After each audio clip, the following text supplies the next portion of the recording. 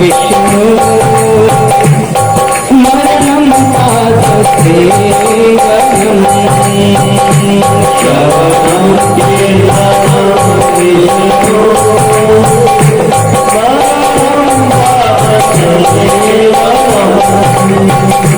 अर्चनं वन्दनं दास्यम्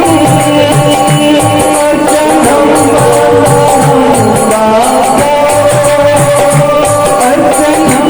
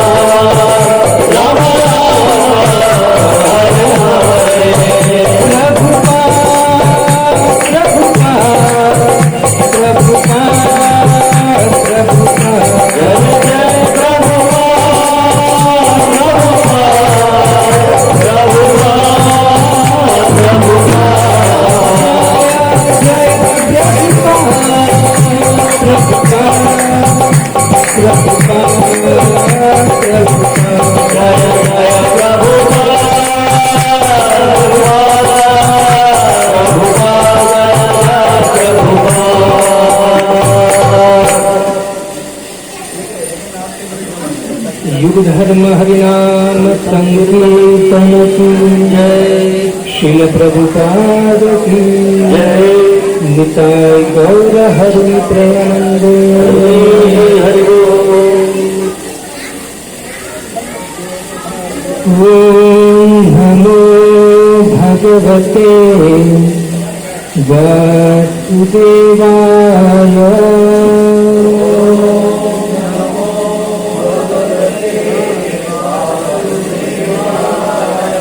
ओम नमो भगवते वासुदेवाय।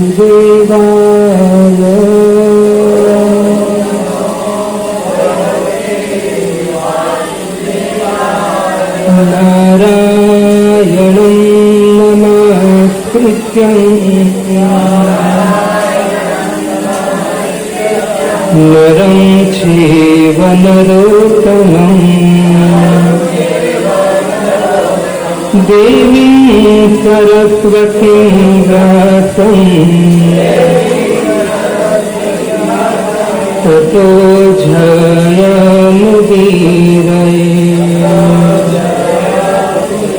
नष्टप्रायेषु भद्रेषु नित्यं भागवत सेवया भगवती उत्तम श्लोके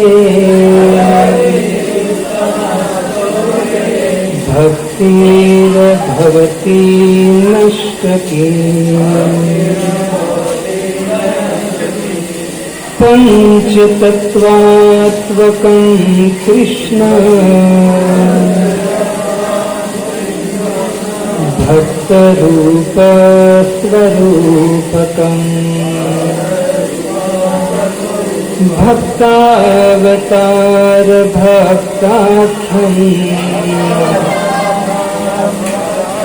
नमामि भक्तशक्तिकम् जय श्री कृष्ण चैतन्य प्रभु नित्यानंद श्री अद्वैत गदाधर शिवासादि गौर भक्तवृंद हरे कृष्णा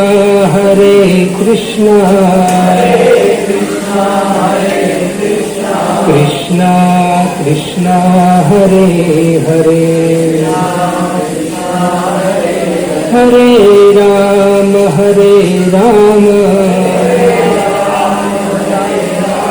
राम राम हरे हरे जयति जयति देवो श्री कृष्ण चैतन्य चंद्रो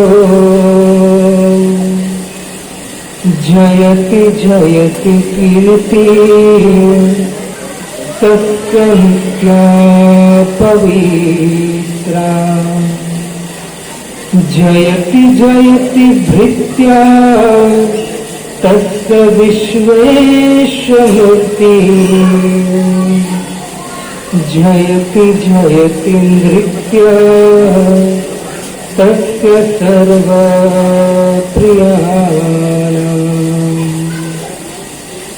भक्त्या विहीना अपराधलक्ष्ये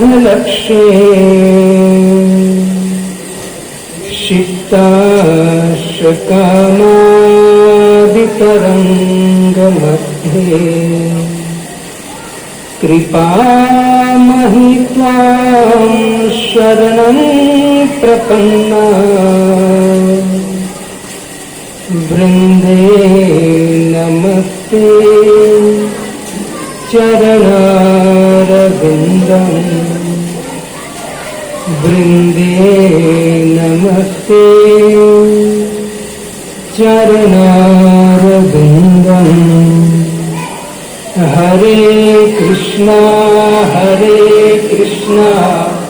कृष्णा कृष्णा हरे हरे हरे राम राम राम हरे हरे हरे कृष्णा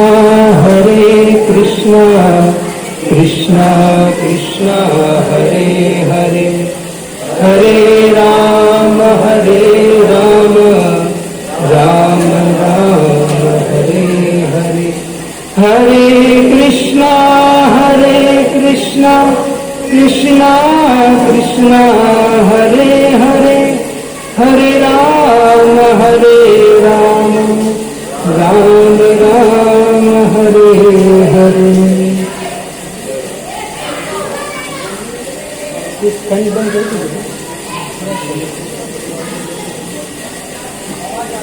श्री गोप उवाच बोलिए सर श्रीगोप उवाच राम राम महाबाहो कृष्ण दुष्ट निबर्हण एषा वेदादते शून्य तच्छान्ति कर्तुर्महः। श्रीगोपावाच राम राम महाबाहो कृष्ण दुष्ट निबर्हण एषा वेदादते शून्य तच्छान्ति कर्तुमर्हता।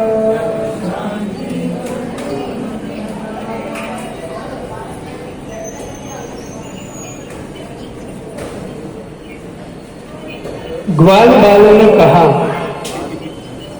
हे महाबाहु राम, हे दुष्ट दलन कृष्ण, हम सब भूख से त्रस्त है, इसके लिए आपको कुछ करना चाहिए। तात्पर्य इसी भक्ति वेदांत स्वामी श्री प्रभुपाद जी द्वारा ग्वाल बालों ने कृष्ण के दुष्ट दलन होने का परिहासवश यह अर्थ लगा लिया कि वे उनके खाने का प्रबंध करके उनकी भूख शांत करें। ग्वालों के इस कथन में भगवान के साथ उनकी प्रेम पूर्ण मैत्री का भाव मिलता है। हरे कृष्ण। तो उपस्थित सभी भक्तों का हार्दिक स्वागत है। त्रिदिवसीय श्रीमद् भागवतम अंतर्गत हम एक टॉपिक लेंगे जो आश्रय तत्व से है। दसम स्कंध जो है वो कौन सा तत्व है? आश्रय तत्व। और अंततोगत्वा श्रीमद् भागवतम के जो 10 तत्व है उसमें से हमको जो आश्रय तत्व है उनका ही आश्रय लेना है अंततोगत्वा, अंत में। तो मैंने सोचा क्यों ना हम इस 3 दिन में आश्रय तत्व से विचार करें, 10 स्कंध से एक टॉपिक ले। धर्म, अर्थ, काम और मोक्ष 4 पुरुषार्थ है। लेकिन जो मोक्ष है तो मुक्ति की कामना कोई भक्त नहीं करता है। कपिल भगवान कहते हैं कि दिए मानव न दुहंती बिना मत सेवनम जना। कपिल भगवान कहते हैं कि मेरे भक्त मेरी सेवा के अलावा कुछ नहीं मांगता है, बिना मत सेवनम जना, मुक्ति नहीं चाहता है। धर्म जो है वो धर्म का गंतव्य है भगवान की भक्ति। अर्थ का गंतव्य है भगवान की सेवा। और काम का भी गंतव्य है भगवान की सेवा या भगवान में आसक्ति। जैसे गोपियों ने भगवान को कामवश प्राप्त किया था। कामात गोप्य भयात कंस, श्लोक है 11वें स्कंध। इसलिए गुजरात के नरसिंह मेहता कहते हैं कि भक्त मुक्ति नहीं मांगते। हरि न जन तो मुक्ति न मांगे, तो क्या मांगे? मांगे जन्म जन्म अवतार रे।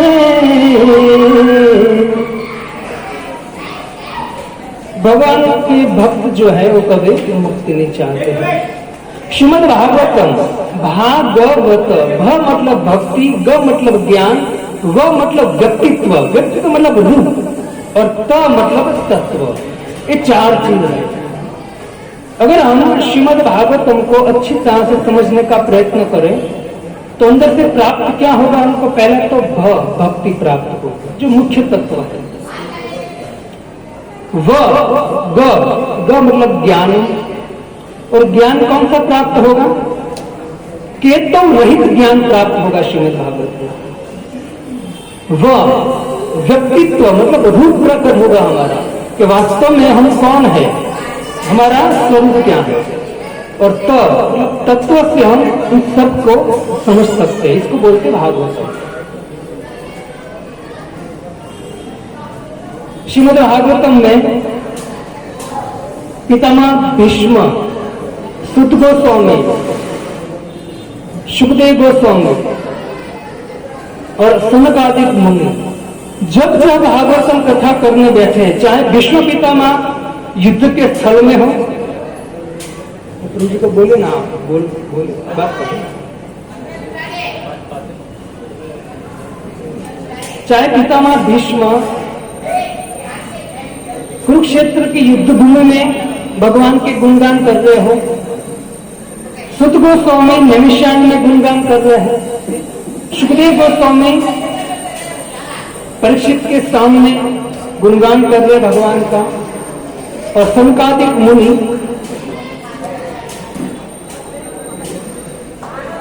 आनंद वन में भगवान की गुणगान कर रहे हैं। लेकिन जब भी पता चलता है कि भगवान की कथा हो रही है, सुत गोस्वामी पाद कहते हैं कि श्रीमद् भागवतो पीयूष पानाय रसलंपटाय धावन्तो याशु मतलब तुरंत। जैसे पता चलता है कि श्रीमद् भागवतम कथा होने जा रही है, तुरंत याशु धावंती दौड़ते हैं। अब देखिए पितामह भीष्म बोलने जा रहे थे तो अनेक ऋषि मुनि आए जिसकी दीर्घकाल तक वो जीवित थे और सब आ गए क्योंकि भगवान की गुणगान होने जा रहे थे। तो यहाँ कहते हैं कि पीयूष पानाय रस लंबटा, भगवान की जो कथा है वो रस प्राप्त करने के लिए बड़े बड़े ऋषि मुनि सब कुछ छोड़कर भगवान की कथा श्रवण करने के लिए आते हैं। ये रस जो है वो अमृत की तरह है।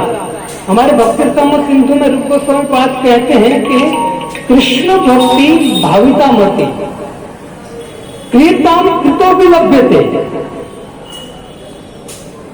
ये जो कृष्ण भक्ति है भाविता मति, कृष्ण भक्ति में कृष्ण रस में मति प्राप्त करने के लिए क्या करना पड़ेगा? तो कहते हैं कि लौल्यम अपि मूल्यम, क्या चाहिए? लौलुकता चाहिए।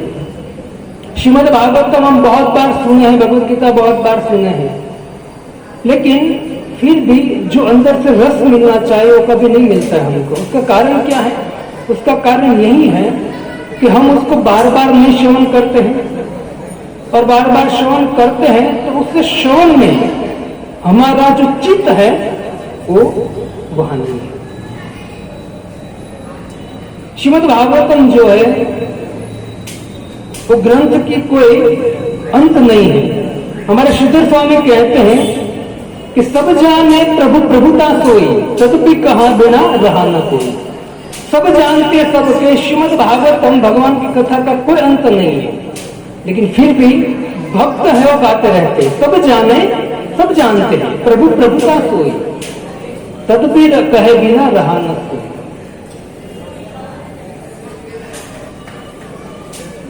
रूप गोस्वामी पाद चैतन्य महाप्रभु को कहते हैं कि आपके गुणगान जो है वो इतने दिव्य है और इतने अनंत है, वो हम पूरा कर नहीं सकते हैं और गा भी नहीं सकते, हमारे ऐसी शक्ति भी नहीं है। लेकिन फिर भी हम गा रहे हैं, क्यों? क्योंकि हमसे रहा नहीं जाता है। आपके गुणगान इतने सुंदर है, इतने दिव्य है।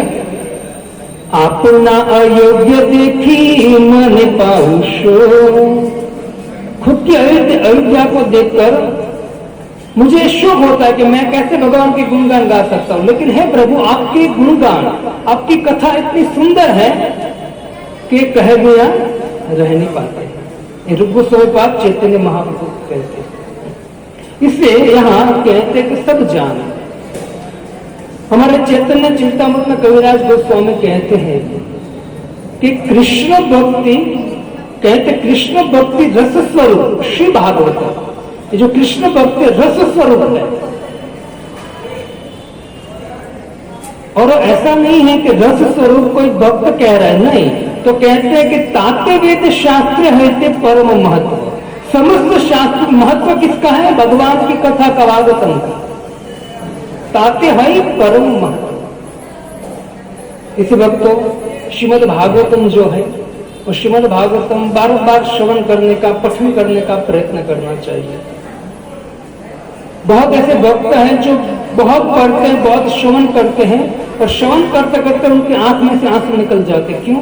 क्योंकि जब हम ध्यान पूर्वक और भाव से श्रवण करते पढ़ते हैं तो वो भाव निश्चित हम में आता है। इसलिए जब पद्म पुराण में वेदव्यास जी ने एक श्लोक कहा है कि अनेक मुनियां, मुनि मतलब भक्त इकट्ठे हुए और उसने कहा कि अमृत कहाँ है। उन लोगों ने क्या कहा? अमृत कहाँ है। तो एक मुनि, क्योंकि पहले क्या होता था कि जो मुनि होते थे, भक्त होते थे, वो शॉर्ट में 2 पेज का कुछ बोलना है तो एक शब्द में वो पूर्ण कर देते थे, एक शब्द। तो एक मुनि ने कहा अब्दो, दूसरे ने कहा विधो, एक ने अब्दो, दूसरे विधो, तीसरे ने कहा कि वधुमुखे, चौथा बोला फणिनाम निवासे, और 5वां बोला कि स्वर्गे सुधा। अब्दो विधो वधुमुखे फणिनाम निवासे, स्वर्गे सुधा वसति वै विबुधा वदंती। बुद्धिशाली व्यक्ति कहते हैं, बुद्धिशाली जन कहते हैं अब्दो मतलब अमृत कहाँ है? अब्दो मतलब समुद्र, समुद्र में अमृत है। दूसरे कहते हैं विधो मतलब चंद्रमा में अमृत है। तीसरा कहता है भक्त वधुमुखे मतलब कोई स्त्री के होठों पर अमृत है। चौथा मुनि कहता है कि फणिनाम निवास है, जो फणिधारी नाग होता है उसके ऊपर अमृत रहता है। और 5वां मुनि कहता है कि स्वर्ग सुधा वसती विबुधा वदंती। कहाँ है अमृत? स्वर्ग। वो तो जानते हैं हम, स्वर्ग के जो है देवता क्या पीते हैं? अमृत पीते हैं। अब क्या होता है कि मुनिया जब कहते हैं ना कि अमृत कहाँ है, तो सब लोग अपनी अपनी वो रखते हैं, बात रखते हैं, और उनके खंडन करने वाले बहुत होते हैं। तो अब दूसरी लाइन में खंडन करते हैं, कहते हैं कि शारम शयम पतिमृतम गरल स्वर्ग पतंतम। आप कहते हो कि समुद्र में अमृत है, शारम वो तो खारा है अमृत। समुद्र क्या है? खारा है। अगर समुद्र में अमृत है तो खारा नहीं होना चाहिए। शयम, अगर आप चंद्रमा में अमृत है ऐसा कहते हो तो चंद्रमा बढ़ता है और घटता है, तो उसमें भी अमृत कैसे हो सकता है? आप कहते हो वधुमुखे, स्त्री के होठों पर है पति मृतम, उसका पति क्यों मरता है? और आप कहते हो कि फणिधारी नाग के ऊपर अमृत है ना? तो मुनि कहते हैं गरल, तो उस नाग में जहर क्यों है, विष क्यों है? और अंत में क्या कहा? स्वर्गे सुधा वसती भगवत जनाना। स्वर्गे सुधा वसती विबुधा वदंती, कि स्वर्ग में है तो कहते कि स्वर्ग पतंतम, स्वर्ग से लोग का पतन होता है। तो फिर अमृत है कहाँ? समुद्र में से अमृत निकला, समुद्र मंथन के समय, वो भी हमको पता है। चंद्रमा में भी अमृत है, क्योंकि चंद्रमा ही वनस्पतियों का पोषण करता है। तो अगर आप खंडन करते तो अमृत है कहाँ वास्तव में? तब वेदव्यास जी कहते हैं कंठे सुधा वसति वै भगवत जनाना। अमृत भगवान के प्रेमी भक्तों के मुख में है, क्योंकि उनके मुख से भगवान श्री कृष्ण की कथा निरंतर प्रवाहित होती रहती है। मुनि का व्याख्या। तो वास्तव में अमृत जो है ना कहाँ है? श्रीमद् भागवतम कथा अमृत है। लेकिन मानव जीवन है, अमूल्य मूड़ी है, और उस अमूल्य मूड़ी में भी अमूल्य चीज क्या है? समय। जब भी लोगों के सामने धर्म की बात आती तो क्या कहते? समय नहीं है ना? अनेक काम धन के लिए दौड़ता है, मान सम्मान के लिए, ऐश्वर्य के लिए दौड़ता रहता है, लेकिन उनके पास समय नहीं है। किसके लिए? धर्म का पालन करने के लिए। तुलसीदास जी कहते हैं कि अभी इस संसार में बड़ी बड़ी बुद्धिशाली व्यक्ति है ना, बड़े बड़े धनी व्यक्ति है, बड़े बड़े मानी व्यक्ति है, सम्मानी व्यक्ति है, और ऐसा धन ऐश्वर्य है कि मान लो कि इंद्र के पास ऐश्वर्य हो, ऐसा ऐश्वर्य है संसार में। बुद्धि बड़ी चतुराई बड़ी, सुंदरता जग में प्रगति है। लोगों के पास बहुत बुद्धि है, चतुराई बहुत बड़ी है, सुंदरता भी बहुत है। बुद्धि बड़ी चतुराई बड़ी, सुंदरता जग में प्रगति है। मान बढ़ो धन धाम बढ़ो, यश कीर्ति जग में प्रगति है। मान है, सम्मान है, धन है, यश है, सब कुछ है। अपनी बुद्धि के द्वारा ये सब वो प्राप्त करते हैं। झूमत द्वार गजेंद्र हजार, इंद्र हूं कछु नाई गति है। ऐसा ऐश्वर्य, ऐसा धन संपत्ति उनके पास के मानो के इंद्र के पास संपत्ति हो, ऐसा ऐश्वर्य है। लेकिन तुलसीदास जी कहते हैं ये सब कुछ है लोगों के पास, लेकिन जब तक तुलसीदास हरि भजन बिनु जैसे सुंदर नारी की नाक कटी। सब कुछ है संसार में, लेकिन अगर भगवान का भजन नहीं करता है तो कैसा है जीवन? तो कैसे बहुत सुंदर नारी है, सज धज के खड़ी है, लेकिन उसकी नाक कटी हुई है, तो कैसी लगेगी? बस ऐसा जीवन हो जाता है। इसलिए जब भगवान बुद्ध जब खड़े थे, अचानक एक शिकारी आया, मतलब एक डाकू आया और भगवान बुद्ध को मारना चाहता था। तो भगवान बुद्ध को बोला कि वहीं रुक जाओ। भगवान बुद्ध वहां रुके नहीं, उसके सामने चलने लगे। 2-3 बार बोला कि रुक जाओ रुक जाओ। बुद्ध भगवान कहते कि हे शिकारी, तू कहते है कि रुक जाओ, मैं तो कब का रुक गया हूं, मैं तो कब का रुक गया हूं, अब तुझे रुकने की बारी है, क्योंकि मैं अंदर से रुक गया हूं, मैं अंदर से रुक गया हूं, तुझे अंदर से रुकने की इच्छा करनी चाहिए।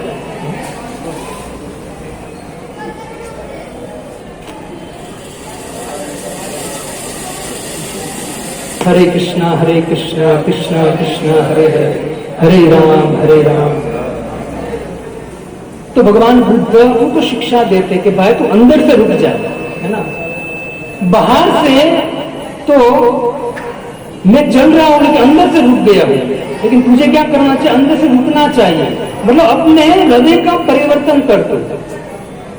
बुद्ध भगवान की सुंदर बात सुनकर समझ गया कि वास्तव में रुकने का कहां से? अंदर से रुकना है, क्योंकि वासना कहां है? अंदर है। हमारी जो वासना अंदर है, बाहर से तो लोग बहुत अच्छी तरह से आचरण करते हैं, दिखाते हैं, लेकिन व्यक्ति के कचरा कहां है? अंदर है। तो वास्तव में समाज को अंदर से सुधारने के लिए श्रीमद् भागवतम की कथाएं, श्रीमद् भगवद गीता है जो अंदर से सुधारेगा। बाकी संसार में लोग अच्छे अच्छे कपड़े पहनना, अच्छे बाल बनाना, है ना, अच्छा दिखावा करना, वो तो सब कुछ है ही, लेकिन जब तक व्यक्ति अंदर से परिवर्तन नहीं होगा तब तक कुछ नहीं होगा। और अंदर से धुलाई करने का काम श्रीमद् भागवतम करता है। हमारे बलहरि प्रभु ने एक आयोजन किया है छोटा सा श्रीमद् भागवतम का। उनकी वाइफ जिसका नाम है आदि देवी दासी माता जी, उनके पुण्यतिथि के लिए एक साल हो गया। तो उस उपलक्ष्य में श्रीमद् भागवतम की छोटी कथा, छोटा आयोजन किया है। बहुत बहुत धन्यवाद हमको अवसर दिया श्रवण करने का और कीर्तन करने का। वास्तव में लोग जब कोई व्यक्ति घर में मृत्यु प्राप्त करता है, शरीर छोड़ता है, तो उसके पीछे श्रीमद् भागवतम कथा कराता है। क्योंकि संसार में कोई व्यक्ति का उद्धार करना है ना, तो उद्धार करने का एक ही उपाय है, वो है उनके पीछे श्रीमद् भागवतम की कथा कराना। तो सबसे बड़ा वो कर्म है, बहुत सबसे बड़ा वो अनुष्ठान है। लोग अभी विचार करते हैं कोई बात नहीं, अभी हम मरेंगे, उसके बाद हमारे पुत्र हमारे पीछे भागवतम करेंगे, लेकिन कोई गारंटी नहीं है कलयुग में, है ना। कलयुग में कोई गारंटी नहीं है। इसलिए सबसे सुंदर कोई कार्य है, कोई अगर मृत्यु प्राप्त करता है, शरीर छोड़कर, उसके पीछे कोई अच्छा कार्य कराना है तो है श्रीमद् भागवतम। परीक्षित महाराज को आप देख लीजिए, परीक्षित महाराज ने अंत में श्रीमद् भागवतम श्रवण किया और भगवान के धाम में गए। हमारे आचार्य कहते हैं परीक्षित महाराज ने यज्ञ, होम, हवन सब कुछ अनुष्ठान कर चुके थे और सब कुछ किया, उनका फल क्या मिला उनको? अंत में श्रीमद् भागवतम श्रवण करने को मिला। यदि श्रीमद् भागवतम उनको श्रवण करने को मिलता है, जो व्यक्ति यज्ञ, दान, तपस्या हो कर चुका है, उनको श्रीमद् भागवतम श्रवण करने का अवसर मिलता है। ये परीक्षित महाराज का एक सिद्धांत है। परीक्षित महाराज को भागवतम मिला, उसका कारण क्या है? सब कुछ कर चुके हैं। परीक्षित महाराज पूर्ण धर्म का पालन करते थे और सभी तरह अपने प्रजा को प्रसन्न रखते थे। अंत में उनको भगवान की कथा प्राप्त हुई और कथा श्रवण करते ही तो भगवान के धाम में चले गए। जब धुंधुकारी जब मृत्यु को प्राप्त हुआ, उनका भाई गोकर्ण, हम ये जो भागवत का महात्म्य की कथा है, श्रवण तो बहुत करते हैं, लेकिन उसका सिद्धांत समझने का प्रयत्न करना चाहिए। धुंधुकारी जब शरीर छूटा, उनके भाई गोकर्ण ने गया में जाकर पिंडदान किया। कहते स्वदर्श तु गया पिंडा मया दत्तो विधानत तत्कथम नेव मुक्तोऽसि ममाश्चर्य मदम महत्।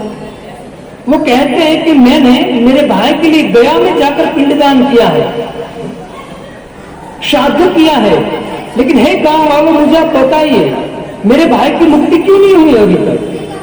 ततः सर्वे सूर्य वाक्य। अब गांव वालों को बोला, ब्राह्मणों को बोला, साधुओं को बोला कि मेरे भाई की मुक्ति क्यों नहीं हुई? गया में श्राद्ध किया है, गया पिंड किया है मैंने।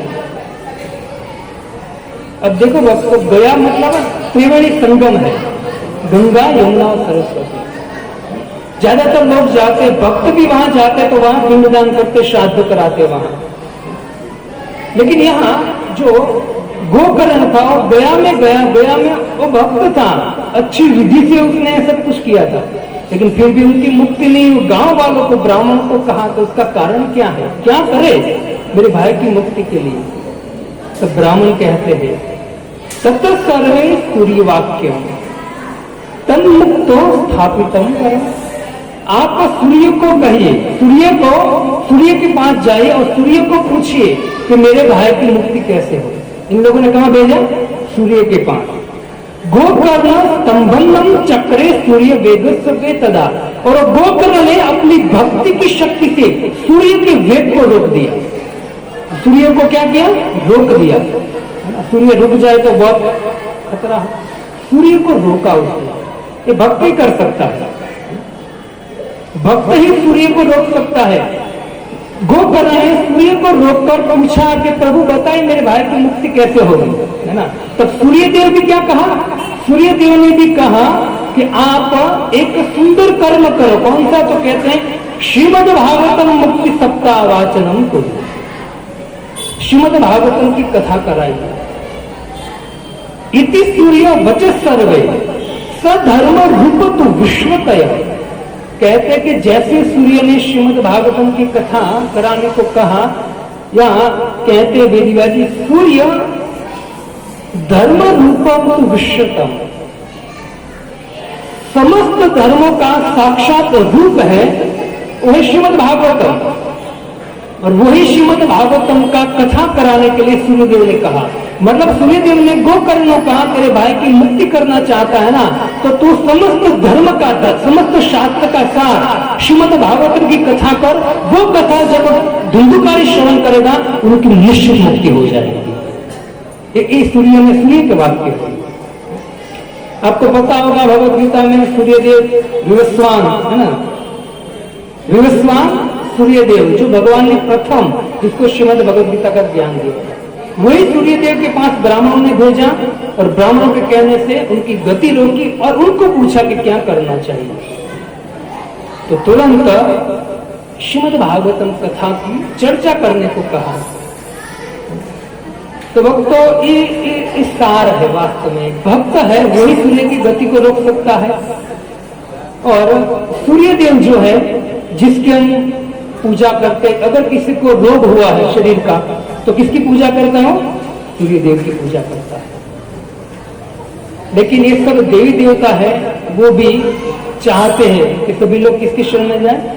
भगवान की शरण में जाए। श्रीमद् भागवतम के 9वें स्कंद में जब भगीरथ महाराज की अथाह प्रयत्न के द्वारा जब गंगा भूतल पर आई ना, तो गंगा ने कहा कि हे भगीरथ, तू चल आगे, मैं तेरे पीछे चलती हूँ, और जहां तेरे पितृ है वहां से मुझे लेके चल। सुखदेव गोस्वामी पाद कहते हैं, रथे तू वेगनम मनोवेगम, रथ इस तरह से चला रहे थे जैसे मन चल रहा है। उस मन से वेग से भगीरथ महाराज रथ चलाते चलाते जब दिशान पुनंती निर्दग्धा सगरात्मज, सगर के पुत्र जो 60,000 पुत्र कपिल मुनि के अपराध के द्वारा जलकर भस्म हो चुके थे, तो कहते गंगा इस भारत देश में 2400 किलोमीटर, कितना 2400 किलोमीटर भ्रमण करती है गंगा। तो भगीरथ जहां से रथ चालू किया वहां से लेकर 2400 किलोमीटर, कितना गंगा को घुमाकर कहां ले गए? गंगा सागर। और वहां जाकर सुखदेव गोस्वामी पाद कहते कि जैसे ही गंगा सागर, मतलब वहां गंगा को पहुंचाया और गंगा भगवान के चरण से निकलती हैं। सुखदेव गोस्वामी पाद कहते कि यज्जल स्पर्श मात्रेण ब्रह्मदंड हता अपि, जैसे गंगा का स्पर्श हुआ, किसको स्पर्श हुआ? सगर के पुत्र को स्पर्श हुआ? नहीं, सगर के पुत्र 60,000 पुत्र मर चुके थे, उनकी राख और हड्डी पड़ी थी। सुखदेव गोस्वामी पाद कहते हैं यह जल स्पर्श मात्रेण, है ना, उनके राख को, मरे हुए सगर के पुत्र के राख को यह जल स्पर्श मात्रेण, जब गंगा का स्पर्श हुआ तो कहते सगरात्मजा दिवम जग्मु केवलम देह भस्मति, सगर आत्मज, सगर के पुत्र की मुक्ति हो गई। वहां सुखदेव गोस्वामी पाद कहते विचार करो, अगर कोई व्यक्ति मर चुका है, राख पड़ी है उनकी, उनको भी गंगा का स्पर्श होता है ना, उनकी भी मुक्ति हो जाती है। तो जो व्यक्ति जीते जी गंगा में स्नान करेगा, उनकी क्या बात कहा जाए। हमारे रूप गोस्वामी पाद कहते हैं कि गंगा में तो बहुत लोग स्नान करते हैं, विश्वास कितने लोगों के पास है? विश्वास नहीं है, गंगा में स्नान तो करते हैं।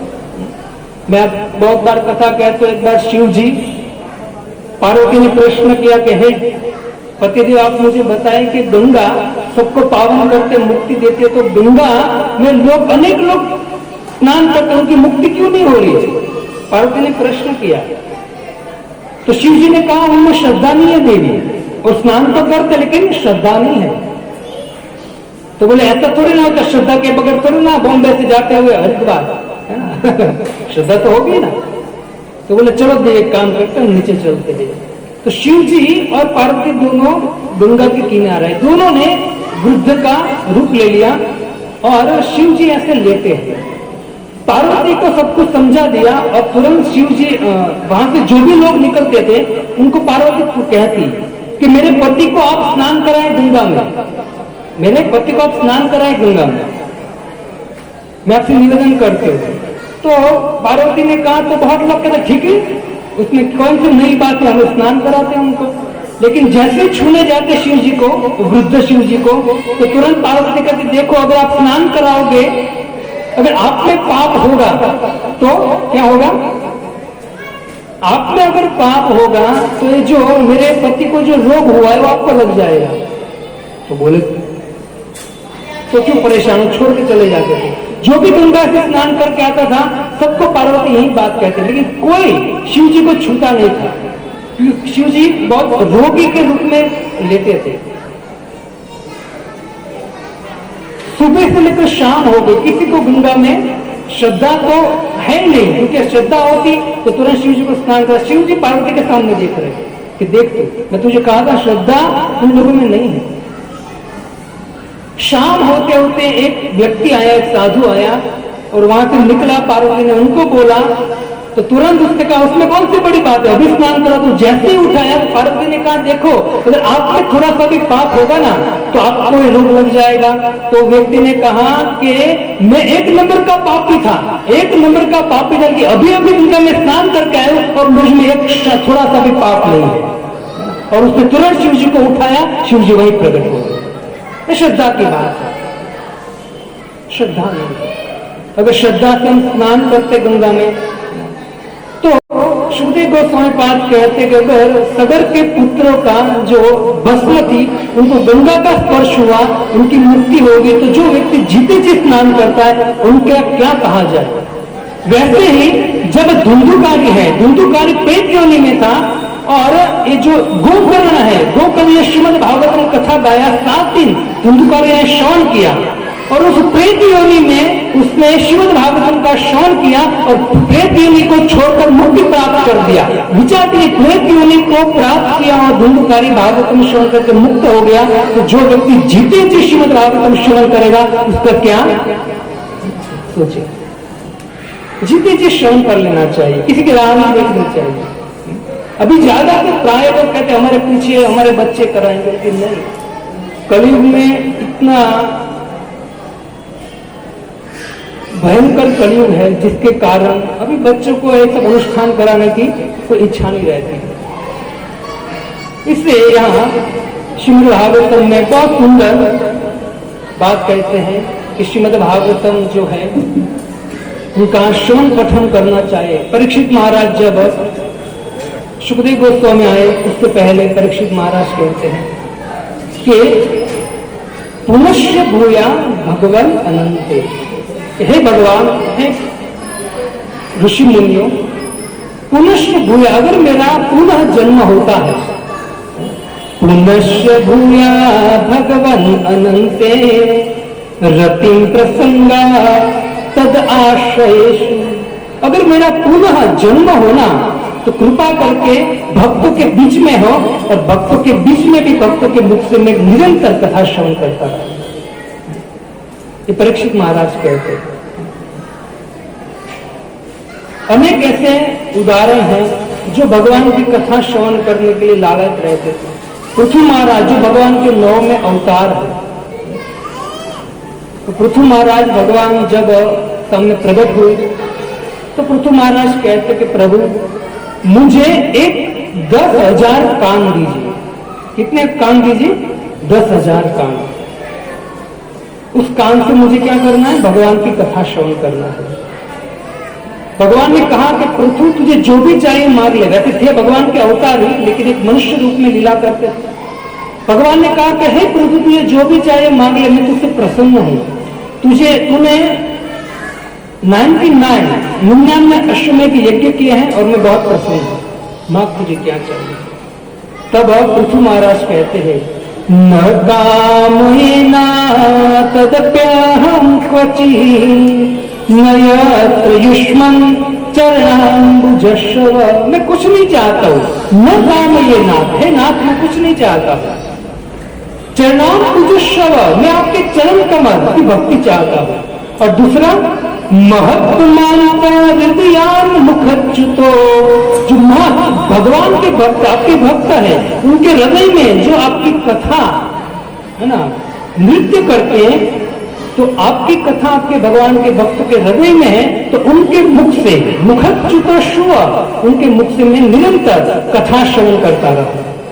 इसलिए प्रभु मुझे निरंतर कथा श्रवण करना है। कि 2 कान से कुछ नहीं होगा। क्या चाहिए? तो कहते विदस्त्व कर्णी युतमेषु मेवर 10,000 कान चाहिए मुझे। आप सोचेंगे तो 10,000 कान कहाँ फिट किए होंगे? नहीं, वो भाव नहीं है। प्रभुपाद जी कहते 10,000 कान मांगा है, मतलब 10,000 कान की शक्ति मांगा है। 10,000 कान से जितना श्रवण होता है ना, इसकी शक्ति मुझे आप दीजिए कान। ये पृथु महाराज कहते हैं। तो ये जो कथा है, वो कथा में रस में प्राय कहता हूं कि हम एक हफ्ता जब हम बिजनेस करते हैं, लेकिन एक हफ्ते में एक घंटा या 2 घंटा भगवान की कथा श्रवण करते हैं, उसमें हमको परम आनंद मिलता है। उसका कारण क्या है? उसका कारण है कि हम भगवान की कथा श्रवण करते हैं ना, वही हमारा स्वरूप है, वही हमारा स्वरूप। इससे हमको आनंद आता है, इससे हमको आनंद आता है। बाकी जॉब में जाते तो सुबह उठते हैं तो खुद को ही कोसते कि हर जगह जगना है और ऑफिस जाना है और शाम को आएंगे, कितना परेशान, बॉस डांटता है, ये करता है, वो करता है, कितना विचार आता है।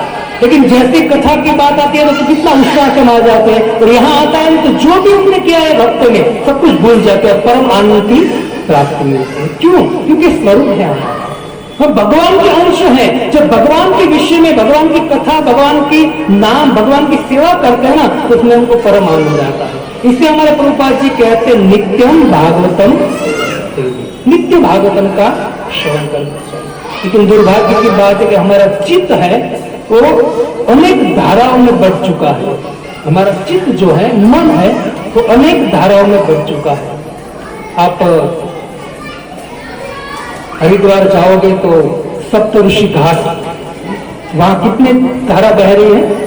7 धारा बह रही है।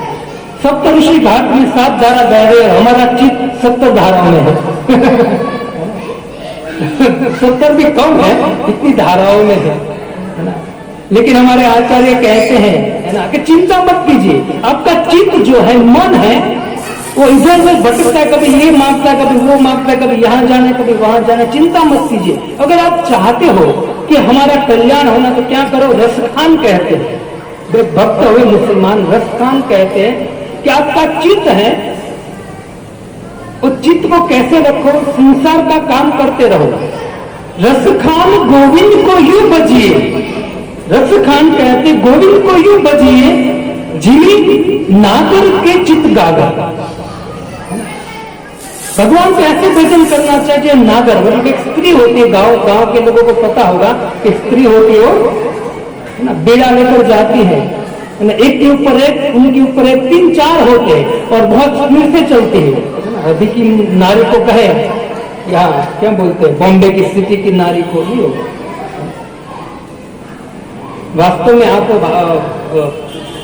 मनु संहिता पढ़ोगे ना, उसको मनु महाराज कहते हैं कि सुबह आप जगते हो ना, जगकर बाहर निकलते हो ना, और कोई पानी भरने जाती हुई नारी, मतलब बेड़े है ऊपर, क्या बोलते हैं उसको, है ना, गागर है, 2-3-4 गागर है, और चल के आती है सामने, तो समझो कि आज आपका दिन बहुत शुभ होने वाला है।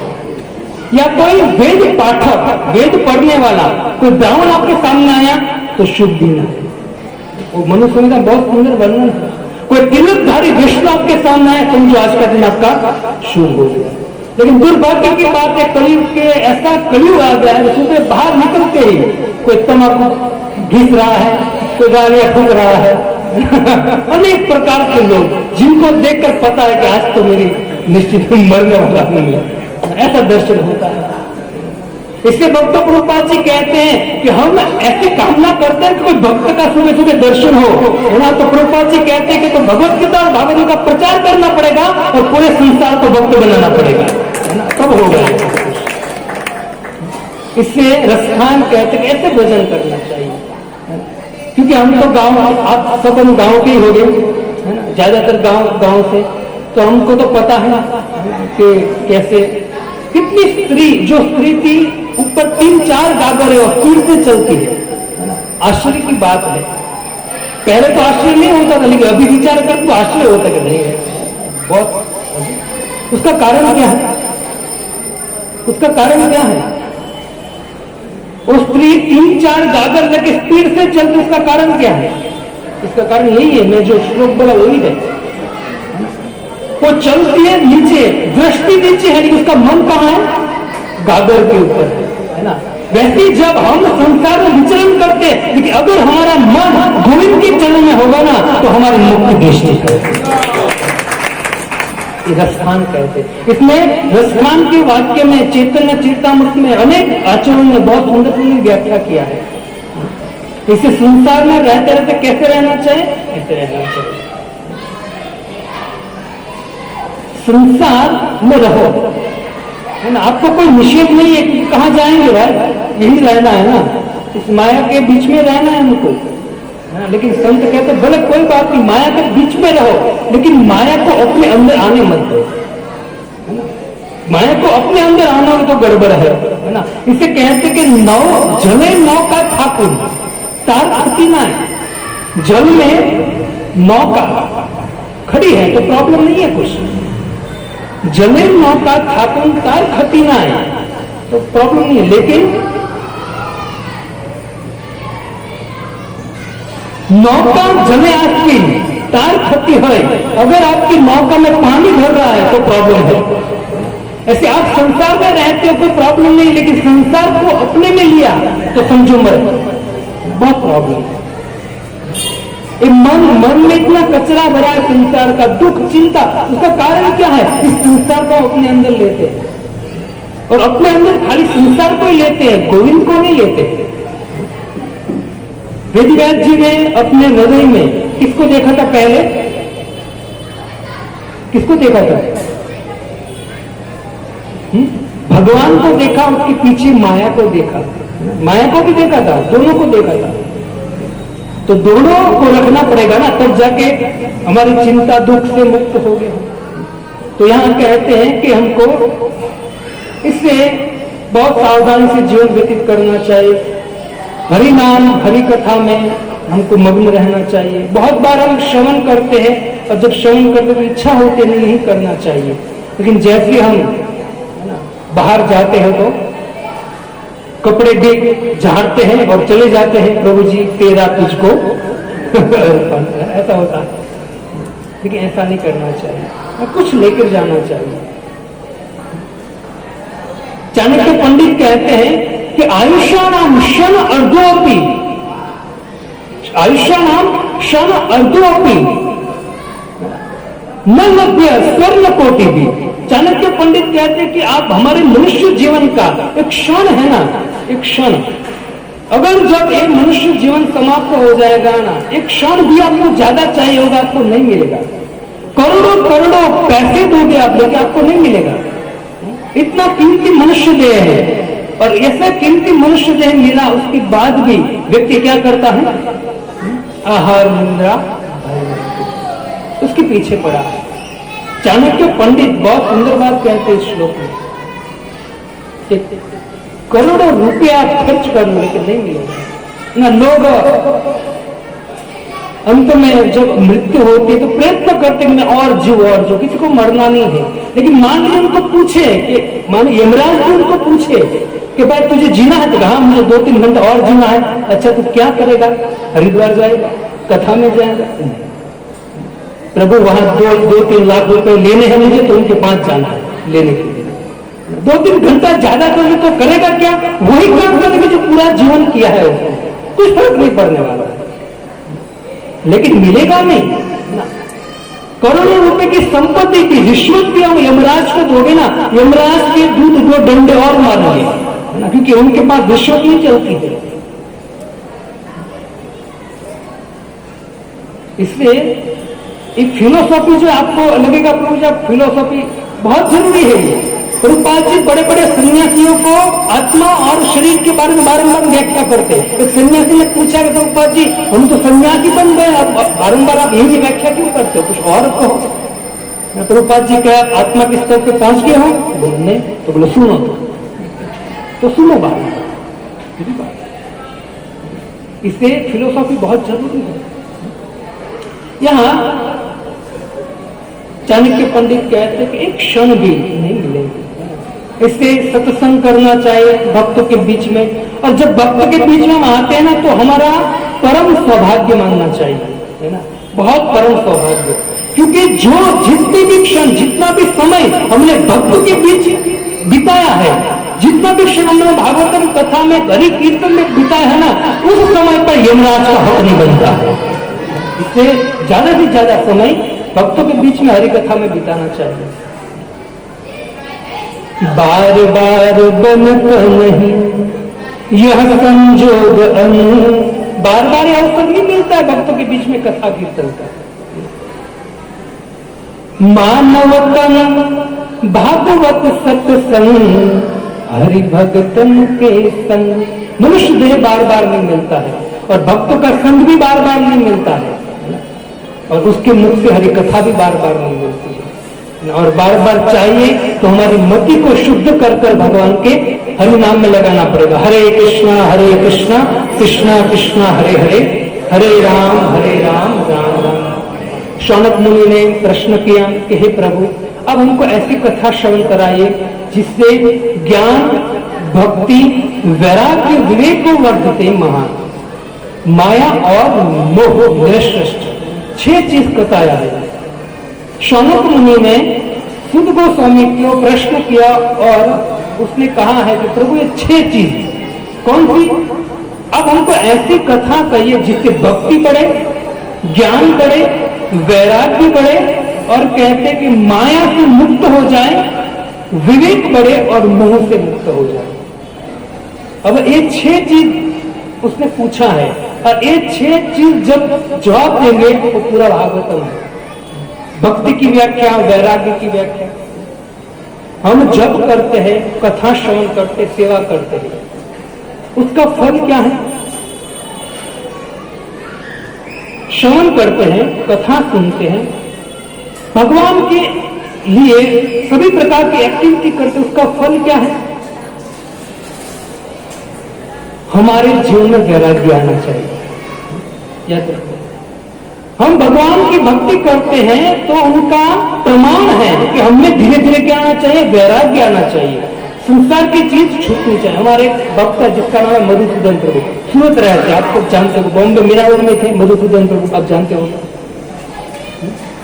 तो मधुसूदन प्रभु जो है उनके पास इतनी संपत्ति है ना, बड़े बड़े कारखाने चलते थे, लेकिन भगवान का भजन स्टार्ट किया, भक्तों की कृपा से भक्ति मिली, भजन स्टार्ट किया, धीरे धीरे धीरे हरिनाम में इतनी रुचि आ गई कि धीरे धीरे अपने आप संसार छूटता गया। उसने अपने फैक्ट्री को छोड़ दिया, अपने पुत्रों को सब कुछ सौंप दिया, अपने भाई को सौंप दिया। धीरे धीरे धीरे धीरे उसने सब कुछ छोड़कर उसने वृंदावन में, अभी आप जाएंगे तो वृंदावन में रहते दिन में 108 माला करते हैं। इसको वैराग्य धीरे धीरे मेरे ये ना, मतलब जो समय हमारा हुआ हम देख रहे पहले से कैसे वैराग्य प्राप्त होगा। अगर हम भजन करते हैं, सेवा करते हैं और हमने कोई वैराग्य नहीं दिखता है तो समझो हमारे भजन में, हरि नाम में, हरि कथा में कुछ प्रॉब्लम है।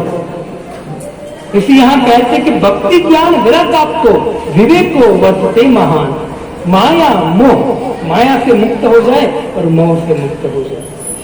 ऐसी हमको कथा श्रवण कराई। ये कौन पूछते हैं? शौनक मुनि। तो ये हमारी जिज्ञासा होनी चाहिए, हम भी कैसी कथा सुने जिसमें वैराग्य आए, भक्ति बढ़े, ज्ञान बढ़े। ऐसा प्रश्न करना चाहिए।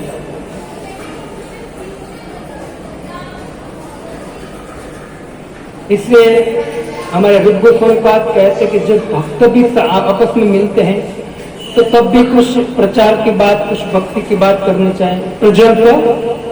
प्रजल्प नहीं करना चाहिए। ठीक हो जाता है प्रजल्प, क्योंकि जब व्यक्ति इतनी दृढ़ता से भजन नहीं करता है तो भक्त में भी कलह होता है और प्रजल्प बढ़ता है।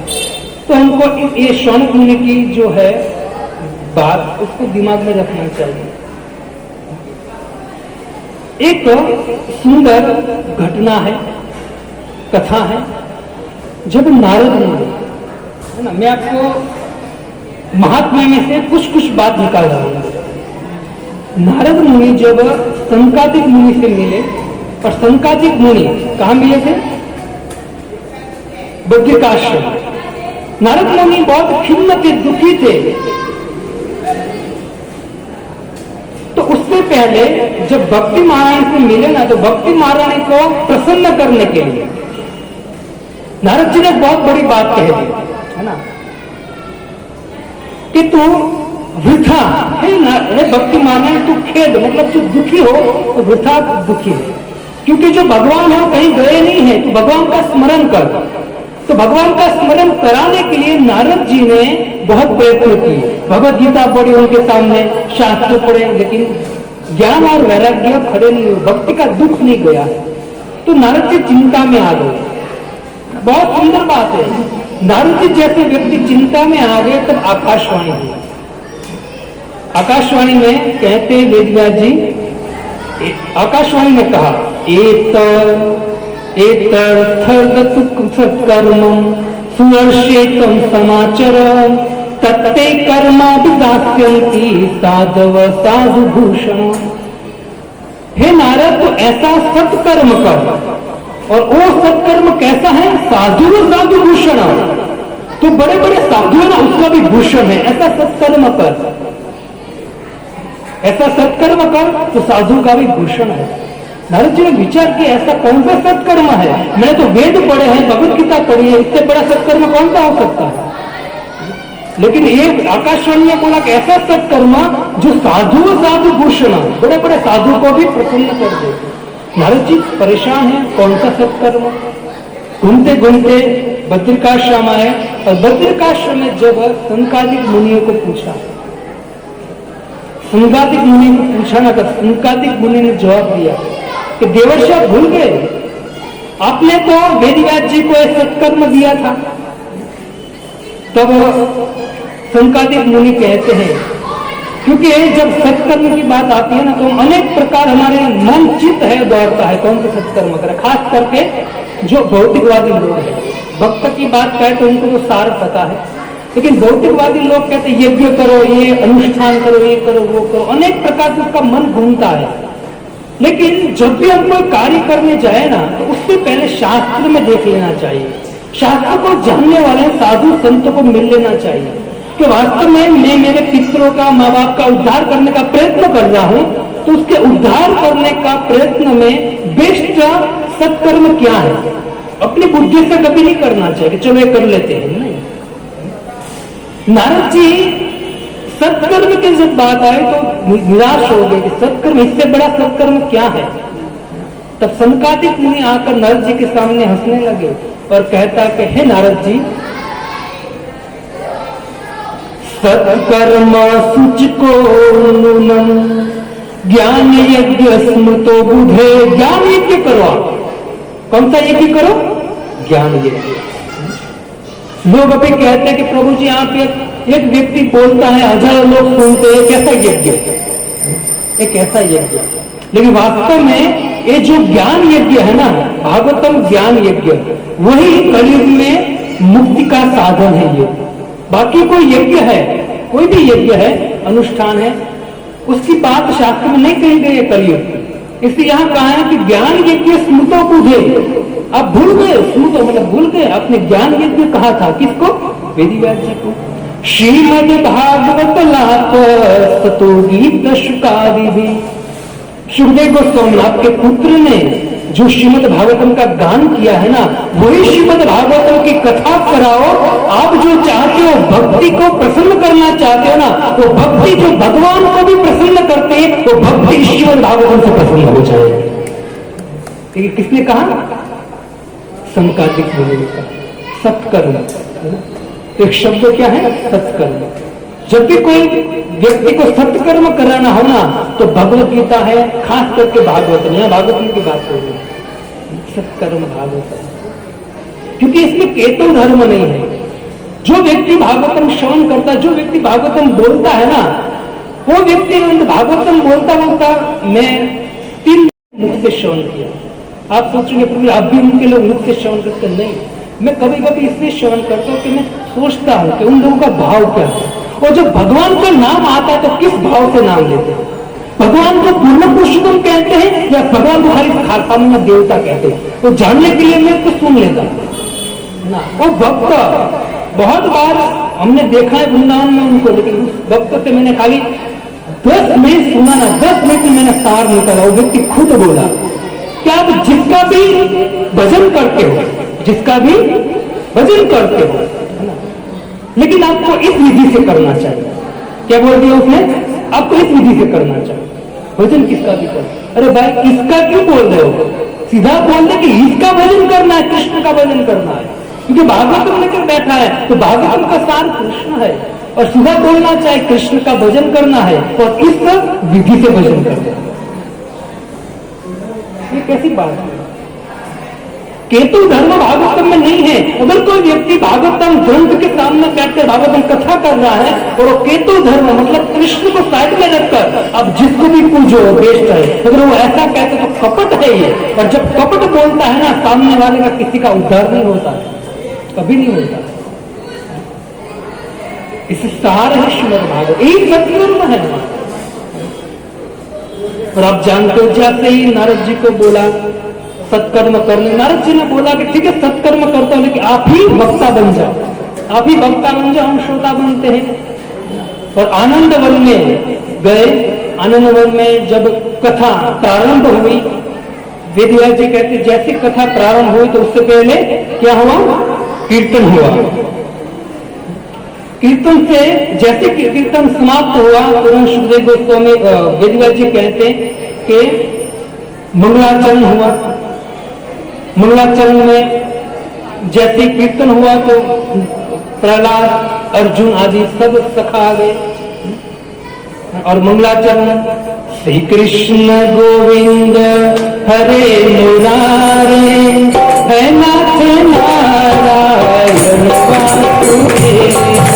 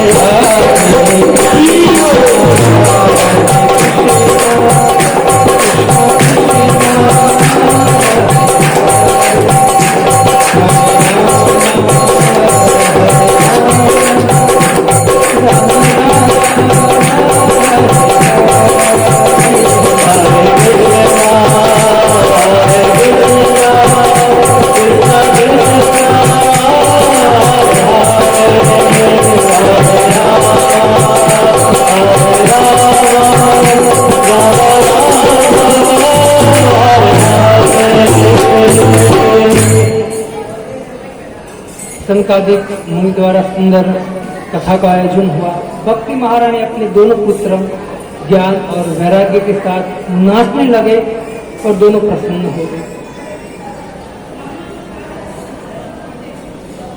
श्रीमद् भागवतम के आइए हम 10वें स्कंद में डायरेक्ट प्रवेश करते हैं। अत्र सर्ग विसर्गश्च स्थानम पोषण उतय मनमंत्र ईशानु कथा निरोधो मुक्ति और आश्रय। आश्रय तत्व है श्रीमद् भागवतम का 10वां स्कंद, जिसमें भगवान की सुंदर सुंदर लीला है। 9वां स्कंद जिसमें सूर्यवंश और चंद्रवंश की सुंदर कथा शुद्धि गोस्वामी पाद ने परीक्षित महाराज को श्रवण कराई। परीक्षित महाराज कहते कि प्रभु कथित वंश विस्तार भवतार सौम सूर्य, आपने सूर्य वंश और सोम वर्ष की अनेक कथा श्रवण कराई। अब मुझे क्या श्रवण करना है? तो कहते अब मुझे कृष्ण लीला श्रवण कराई। यदोश्च धर्मशीलश्च नितरां मुनिसत्तमा तत्राश्रयणोति यस्य विष्णुवीर्याणि संशय। यदि कोई में भगवान ने जो जन्म लिया है उस विष्णु उस कृष्ण का गुणगान मुझे श्रवण कराइए। भक्तों, भगवान श्री कृष्ण की लीला में भगवान का जन्म पुतनावत, शक्तासुरवत, तृणावत, अघासुरवत अनेक लीला भगवान करते करते जब भगवान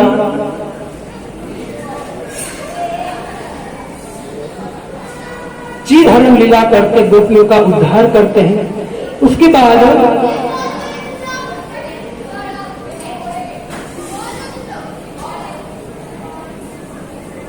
भगवान श्री कृष्ण आगे बढ़ते हैं अपने सखाओं के साथ। अनेक सखा थे, बलराम जी भी साथ में थे।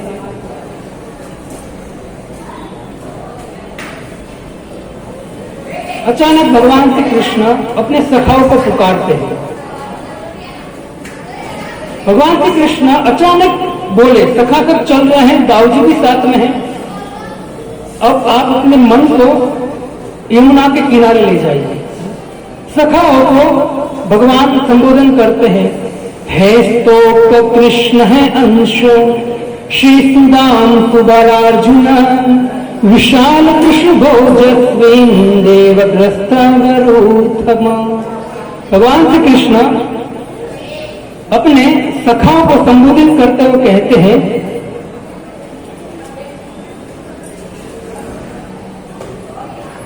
कि हे स्तोक कृष्ण, हे अंशो, हे श्रीरामा, हे अर्जुन, हे विशाल, हे देवप्रस्थ, सभी 8 या 10 सखाओं का नाम लेकर भगवान पुकारते हैं और पुकार कर कहते कि सुनो मेरी बात। क्योंकि ग्रीष्म ऋतु इतना धूप था, धूप के कारण भगवान ने तो धूप था, बहुत धूप लग रही थी, पसीना निकल रहा था सबके शरीर से। अचानक भगवान की दृष्टि वृक्ष पर गई। जहां वृक्ष थे, वृक्ष पर दृष्टि की भगवान की, तो समस्त सखाओं को भगवान संबोधन कर कहते हैं, हे सखाओ पश्चिते कान महाभाग परार्थे कान जीविता। जो वृक्ष को तो देखिए, जो वृक्ष हमारे ऊपर छत्र छाया करके खड़े हैं, वास्तव में जो वृक्ष है वृक्ष उपकार कर रहे सबका। भगवान कहते हैं कि हवा, धूप, पानी सहन करते हुए वो हमको क्या देते हैं? छाया देते हैं, फल देते हैं। अगर वृक्ष को पत्थर पे कोई व्यक्ति मारता है तो क्या देता है? फल देता है। तो भगवान इस वृक्ष की सराहना करते हैं, उनको आनंद देने के लिए वृक्ष के तारीफ कर रहे हैं। प्रभुपाद जी तात्पर्य में कहते हैं कि भगवान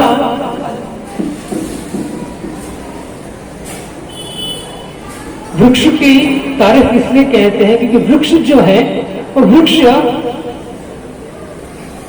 अन्यों पर अन्यों का कल्याण करने के लिए अपना जीवन व्यतीत करते हैं।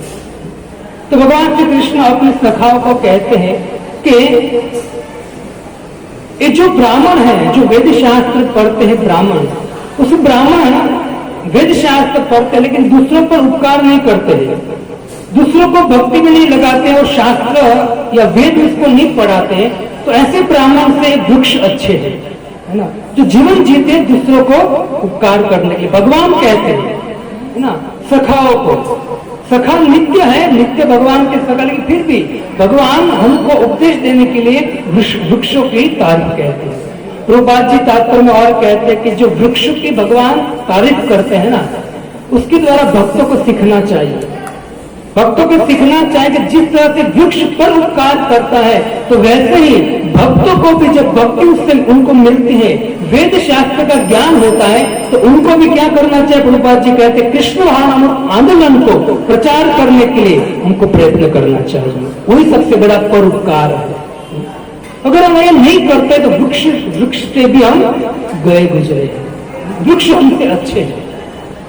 इसे संसार में कृष्ण भावनामृत का प्रचार करने के लिए पूरा प्रयत्न करना, और ही सबसे बड़ा उपकार है। आप देखिए वेदव्यास जी जो है, वेदव्यास जी ने संसार को भक्ति दिया, शास्त्र दिया, पुराण दिए, श्रीमद् भागवतम दिया। क्यों? परोपकार के लिए। वेदव्यास जी को पता था कि संसार की हालत क्या है। वेदव्यास जी मंगलाचरण के 2 श्लोक में कहते हैं, यम स्वानुभाव अखिलम श्रुति सार में कम आध्यात्म दीप मतिति तिष्ठांतमोंधम। इस संसार में लोगों की जो आंखें हैं वो माया के द्वारा अंध हो चुके हैं। अध्यात्म दीप, इससे मैं उन जीवों को क्या देने के लिए आया हूं? आध्यात्मिक दृष्टि देना चाहता हूं। वेदव्यास जी कहते हैं आध्यात्म दीप मतिति तिष्ठाम तमोंधम। ऐसे अंध लोगों को जो भगवान का ज्ञान नहीं है, भक्ति नहीं है और वेद को जानते नहीं है, ऐसे लोगों को मैं क्या देना चाहूं? ज्ञान चक्षु देना चाहता हूं। संसारिणा करुणया ये पुराण गुह्यम। संसार पर मैं करुणा करता हूं, और करुणा किस प्रकार से करता हूं? ये पुराण श्रीमद् भागवतम देकर। ये करुणा है वेदव्यास जी की। श्रीमद् भागवतम जो दिया है ना, वो खुद कहते करुणा है, इससे बड़ी कोई करुणा है ही नहीं। तम व्यास सुनु मुपयामि गुरु मुनीना। और वही वेदव्यास जी के पुत्र ने ये श्रीमद् भागवतम पूरे संसार को दिया है। ऐसे सुखदेव गोस्वामी पाद को मैं प्रणाम करता हूं। प्रभुपाद जी कहते हैं सबसे बड़ा उपकार वेदव्यास जी ने किया है। हमारे सामने हमको क्या दिया है? श्रीमद् भागवतम दिया है। क्योंकि वेदव्यास जी को स्थिति पता थी। यया सम्मोहितो जीव आत्मानम त्रिगुणात्मक। वेदव्यास जी ने जब हृदय में देखा ना, तो माया को देखा, और माया के साथ देखा कि समस्त भौतिक जगत में सभी जीव जो है वो माया के फांस में है। आत्मानम त्रिगुणात्मकम, 3 गुणों के द्वारा माया में लोग फंसे हुए हैं। परोपी मनुतेन अर्थ, इससे उसके अनर्थ को दूर करने के लिए तत्तुतम अभिपद्यते, इसलिए मैं शास्त्र उनको प्रदान करना चाहता हूं।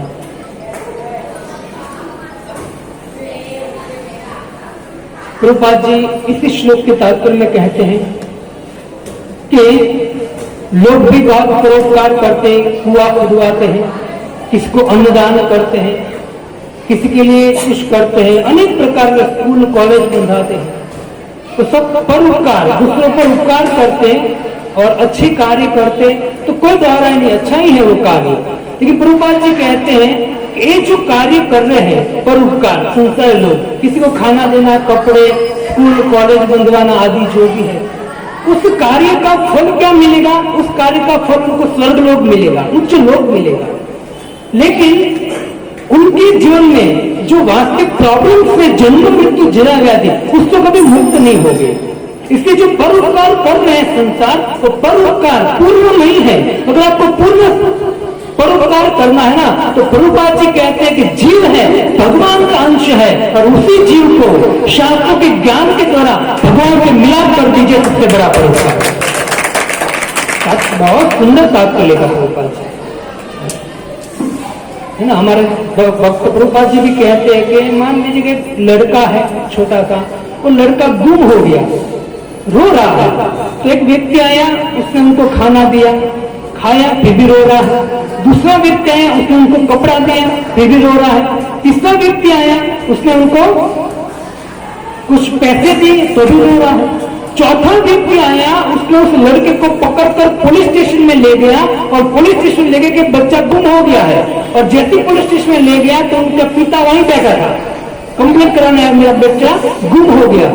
और जैसे उनके पिता को बच्चे ने देखा, बच्चा खिलखिलाहट करके हंसने लगा और प्रसन्न हो गया। इस चार में से सबसे बड़ा उपकार किसने किया है? जिसने पुलिस स्टेशन ले गया। वैसे ही हम किसी को खाना पीना कपड़े पैसे देते हैं, वो उपकार नहीं है पूर्ण उपकार वो है अगर कोई व्यक्ति को हाथ पकड़ के हम भगवान की शरण में ले जाते हैं। क्योंकि आज खाना दोगे कल वापस भूखा हो जाएगा, अभी कपड़े दोगे कल वापस मैले हो जाएंगे, फट जाएंगे, कब तक दोगे आप हमको? इस काम को भी गलत मत लो, भी अच्छा है, लेकिन पूर्णता, आपको पूर्णता चाहिए, हमको पूर्णता चाहिए। जब तक हम पूर्णता तक नहीं पहुंचेंगे ना, हमको जो आनंद चाहिए, सुख चाहिए, कभी नहीं मिलेगा। हम कितना भी परोपकार कर ले, लेकिन जब तक पूर्णता के ऊपर पॉइंट पर नहीं पहुंचेंगे ना, तब तक सुख नहीं मिलेगा। इसी यहां जो प्रभुपाद जी कहते हैं कि उपकार, नंद बाबा, श्रीमद नंद बाबा, कृष्ण के पिताजी नंद बाबा, वो बहुत सुंदर कहते हैं, जब गर्ग मुनि भगवान श्री कृष्ण और बलराम का नामकरण संस्कार करने आए ना, तब वो नंद बाबा गर्गाचार्य को संबोधन करते हुए कहते हैं कि हे प्रभु, आप जैसे सन्यासी है ना, आप जैसे ब्रह्मचारी संसार में क्यों विचलन करते हैं? नंद बाबा खुद अपने मुख से कहते हैं, महत् विचलनम गृह्यामि दीनचेतसाम् निशेषाय भगवन् कल्पते नान्यथा क्वचितः। कहते कि हे प्रभु, आपके जैसे सन्यासी भक्त है वो संसार में विचलन करते क्यों? गृह्यामि दीनचेतसा, जो गृहस्थ है, जिसको वेद ज्ञान, भगवान की भक्ति, भगवद गीता, भागवत के विषय में कुछ पता नहीं है, ऐसे भक्तों को जगाने के लिए, ऐसे व्यक्ति को जगाने के लिए, उन पर उपकार करके उनको भगवान की शरण देने के लिए आपके जैसे संत हैं, वो संसार में विचरण करते हैं। वह नंद बाबा भी सिखा रहे हैं कि संत होता है, भक्त होता है, उनको भी क्या करना चाहिए? भगवान के नाम का, भगवान की कथा का प्रचार करना चाहिए। जैसे अज्ञानी संसारी जीव है ना, उनको पता चले कि मनुष्य देह का लक्ष्य क्या है। ये नंद बाबा खुद अपने मुख से बोले हैं। मतलब हम श्लोक तो पढ़ा कि चलो भाई, नंद बाबा ने गर्गाचार्य को बोला विचलन करते, उसका कारण क्या है? हम जैसे गृहस्थों का उद्धार करने के, और नंद बाबा का उद्धार करना क्या बाकी रहा था भाई? कुछ बाकी रहा था? नंद बाबा के घर तो साक्षात भगवान थे, लेकिन नंद बाबा हमको ये शिक्षा देते हैं कि संत विचरण करते हैं दूसरों को शिक्षा देने के लिए, उद्धार करने के लिए। तो प्रभुपाद जी उसी वाक्य को पकड़कर तुरंत बात कहते हैं। भगवान आगे 35वें श्लोक में बहुत सुंदर कहते भगवान कि तो वृक्ष की तारीफ करते हुए भगवान अचानक बोले, एता वंज नमा साफल्यम देहि नाम देवीशु प्राणे रखे दिया वाचा, प्राणे दिया बुद्धि वाचा श्रेय आचरण सदा। भगवान अपने मतलब मित्रों को कहते कि हे मित्रों, साधु का काम क्या है? साधु का काम है कि दूसरों को भक्ति प्रदान करे। साधु का काम यह नहीं है कि घर घर जाके कपड़े के लिए, धन के लिए, खाने के लिए विचरण करे ना। बहुत ऐसे लोग हैं जो आकर क्या मांगेंगे? खाना मांगेंगे, पैसे मांगेंगे, लेकिन आध्यात्मिक ज्ञान कुछ नहीं देंगे। ऐसे बहुत लोग विचरण करते।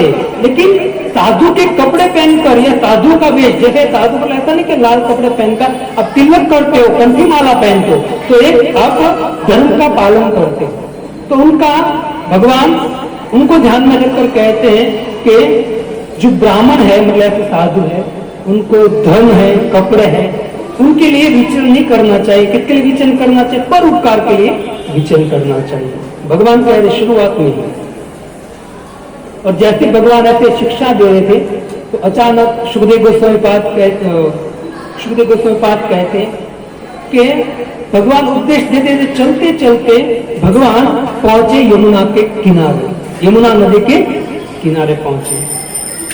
और जैसे यमुना नदी के किनारे पहुंचे तो भगवान कहते कि देखो ग्वाल वालों, ये जो महापुरुष है वृक्ष, उसके जैसे हमको परोपकार करना चाहिए, उनके जैसे सहनशील बनना चाहिए। उपदेश देते देते वहीं विचरण करने लगे।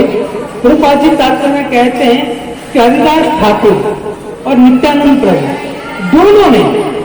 दोनों ने क्या किया? परोपकार किया। इसको महापुरुष बोला जाता है। परोपकार किया लेकिन पहले सहन किया। हरिदास ठाकुर ने कोड़े से मार रहे थे उनको, मुसलमान थे, भगवान के भक्त थे, उनको जल्लाद कोड़े से मार रहे थे। भगवान सामने प्रकट हुए उस जल्लादों को मारने के लिए, क्योंकि मेरे भक्तों को मार रहे हैं। हरिदास ने क्या कहा कि प्रभु अगर मेरी थोड़ी सी भी भक्ति है ना तो जल्लादों को छोड़ दीजिए आप। हरिदास ठाकुर ने कहा। हरिदास ठाकुर ने क्या अपने पर खुद सहन किया, मार सहन किया, लेकिन जब उनको भगवान मारने के लिए आए जल्लादों को, तो उनको बचाने के लिए उसने अपनी भक्ति को दांव पे लगा दिया।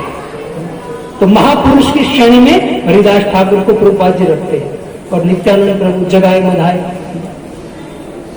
तो प्रभुपाद जी यहाँ कहते हैं कि कहने का तात्पर्य कि हमको सहन करना चाहिए और सहन करते करते सामने वाले का उद्धार करने का प्रयत्न करना चाहिए। प्रभुपाद जी विदेश में गए थे, लोगों ने प्रभुपाद जी को बहुत परेशानी मिली। उनको दारू पी के, अफीम खाकर, प्रभुपाद जी 70 साल की उम्र में उनके पीछे पड़ते थे, परेशान करते थे। लेकिन प्रभुपाद जी ने कभी सोचा नहीं उनके विषय में खराब। बस एक ही विचार था प्रभुपाद जी के, इन लोगों का उद्धार कैसे हो। एक ही विचार था प्रभुपाद जी का। तो जैसे ही यमुना के किनारे पहुंचे तो तुरंत ग्वाल वालों ने, सुखदेव गोस्वामी पाद कहते हैं कि ग्वाल वालों जो है उसने तुरंत भगवान को सामने देखा, भगवान के सामने, बलराम के सामने देखा और ग्वाल वालों ने एक श्लोक उच्चारण किया। ग्वाल वाल कहते कि राम राम महाबाहो कृष्ण दुष्ट निबर्हण एशाम विवादते शुंद्र तच्छांति कर्तुर महत्व। ग्वाल वालों ने कहा कि हे कृष्ण, हे राम, हे बलराम, बलराम को यहाँ महाबाहो और भगवान को दुष्ट दलन कहा गया। कहा कि हम सब बहुत भूखे हुए हैं, हमको बहुत भूख लगी है और कृपा करके आप हमको भोजन दीजिए। भगवान के पास क्या मांगा? भोजन मांगा। जैसे ही भगवान के पास भोजन मांगा, सुखदेव गोस्वामी पाद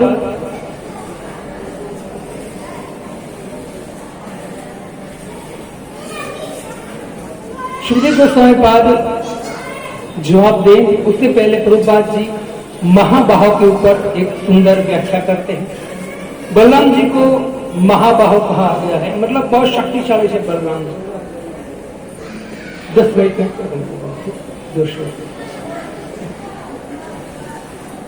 तो बलराम जी जो है उनको महाबाहो कहा, बहुत शक्तिशाली है, बड़े हैं। इससे गोपालों ने बलराम जी को संबोधन किया कि हमको भूख लगी है, बलराम हमको कुछ खाना दो। उसके बाद भगवान को कहा दुष्ट निर्दय, कि दुष्ट को मारने वाले हैं कृष्ण, आप हम पर कृपा करो।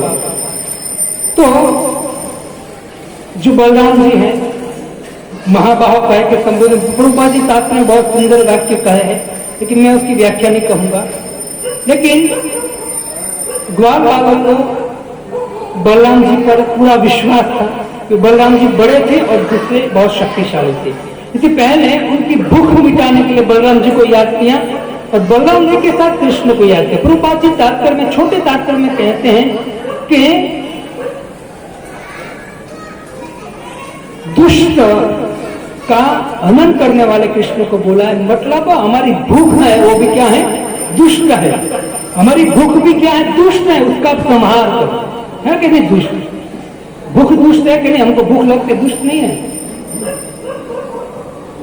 हमको भूख लगती है, हम दूसरे पर चिल्लाने लगते हैं, दुष्ट है भूख। बारंबार 3-4 टाइम भूख लगते हैं बारंबार। तो ऐसे दुष्ट जो भूख है उनको मिटाने के लिए भगवान को उसने संबोधन किया। और सुखदेव गोस्वामी उसके बाद वाले श्लोक में कहते कि ब्राह्मण पत्नी का उद्धार करने के लिए ही अब भगवान बोलेंगे। जैसे ही भूख लगी गोपालों को, भगवान से अन्न मांगा, खाने को मांगा, सुखदेव गोस्वामी पाद कहते हैं शुक उवाचो कि भगवान अब ग्वाल बालक को खाना देंगे, लेकिन किस भाव से देंगे?